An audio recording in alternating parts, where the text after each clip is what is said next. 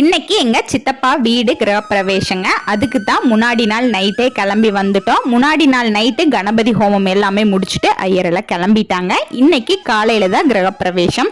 முன்னாடி நாள் நைட்டு எல்லாமே எடுத்து வச்சுட்டு போயிருந்தாங்க. காலையில ஏர்லி மார்னிங்கே பிரம்ம முகூர்த்தத்திலேயே பூஜை எல்லாமே முடிஞ்சிருச்சு. கோமாதா பூஜை முடிச்சுட்டு பால் காய்ச்சிட்டு அதே அடுப்புல சக்கரை பொங்கல் வச்சுட்டு அந்த சக்கரை பொங்கலையே எல்லாத்துக்குமே பிரேக்ஃபாஸ்ட்ல இலையில கொஞ்சம் கொஞ்சம் வச்சு எல்லாருமே சாப்பிட்டாச்சுங்க. சாப்பிட்டுட்டு எங்க ஊர்ல இன்னொரு ஃபங்க்ஷனுங்க, பொண்ணு மாப்பிள்ள போக்குவரத்து. பொண்ணு மாப்பிள்ள போக்குவரத்துனா பொண்ணு வீட்டுல இருந்து மாப்பிள்ள வீட்டுக்கும், மாப்பிள்ள வீட்டுல இருந்து பொண்ணு வீட்டுக்கு தான் போவோம்.